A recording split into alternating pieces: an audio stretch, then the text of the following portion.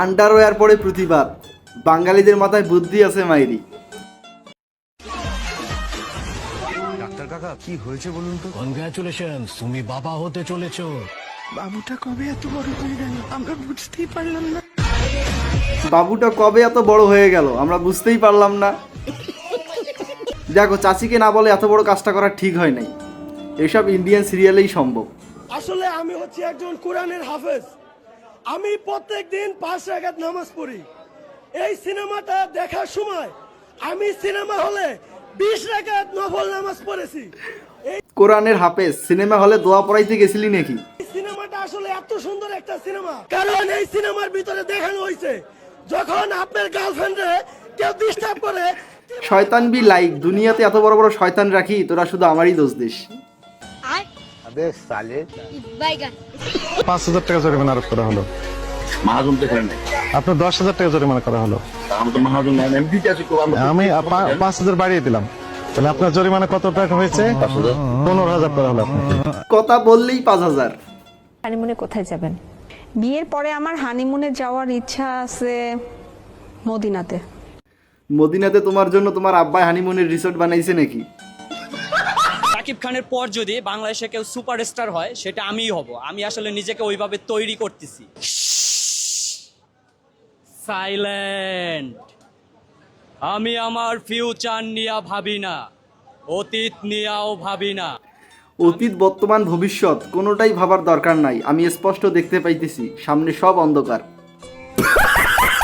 শুধু একটা জিনিসই ভাবি, নিতু। নিতুরে না পাই। নিতুকে নিয়ে ভাবার দরকার নাই, নিতু ঠিক একটা টাকাওয়ালা কাকু পটাই নেবে। ভালোবেসেছিলাম কওমি মাদ্রাসার এক মেয়েকে। বলেন কি? 14 ফেব্রুয়ারিতে ফুল দিতে গিয়েছিলাম তাহাকে। হাজারো কালো বোরকার মাঝে হারিয়ে ফেলেছি আমি তাকে। এই জন্য স্কুলের মেয়ের সাথে প্রেম করা লাগবে, হারানোর কোনো ভয় নাই। বড় হয়ে কি করবি? চাকরি করব, বিয়ে করব, সংসার চালাবো। ছোট জীবনের ছোট একটা স্বপ্ন। এই আপনি লাইনে দাঁড়ায় আছেন কেন? হ্যাঁ, লাইনে দাঁড়ায় আছেন আমার গার্লফ্রেন্ডের জন্য ফেস ওয়াশ কিনতে। শাবাশ বেটা। আমি কালো হয়েছি কি হয়েছে? আমার গার্লফ্রেন্ডের তো একদম পরিষ্কার রাখতে হবে। নিজে কালা হয়েছি তা কি হয়েছে, গার্লফ্রেন্ডকে পরিষ্কার রাখতে হবে।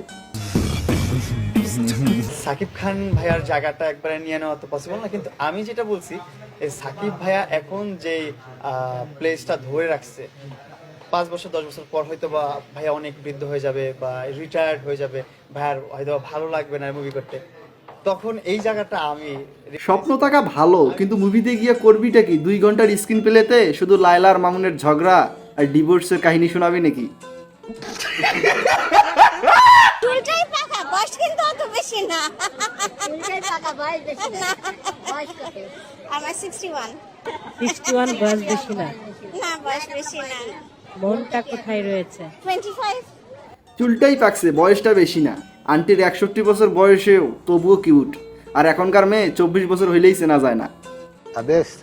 বাংলা কোশ্চেনটা যে করছে আর কি, এই রিটেনের আপনার ওই সৃজনশীল অংশটুকু এটুকু যে করছে, আমি আখিরাতে যদি তারে দেখা পাই আল্লাহর কাছে আমি বিচার দিছি। রুম থেকে বেরোয় একজন পুলিশ ডিউটিতে ছিল, উনি বললো ভাই এটা কি বললেন?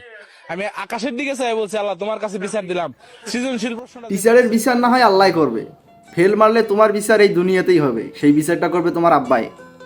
মুঝসে থোড়ি সহ লেঙ্গে থোড়া সা।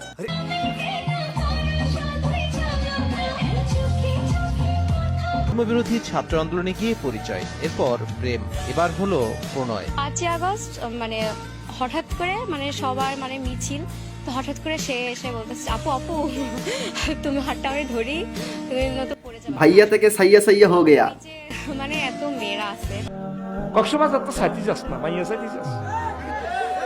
আই তো বুঝি সাগর হানি কক্সবাজার দেখার জন্য তো যাস না, মাইয়া দেখতে যাস। আর কিচ্ছু নাই।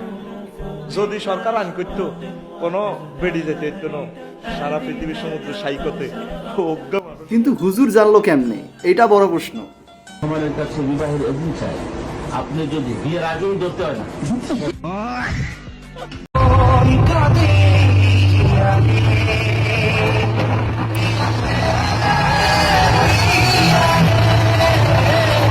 অভিনয়টা এত নিখুঁত হয়েছে যে হবারের কথা স্টেজে ওঠার পর এক্সের কথা মনে পড়ে গেছে। সময় শেষ, রুখে দাঁড়াও বাংলাদেশ। ভাইরে একটা তসবি দে।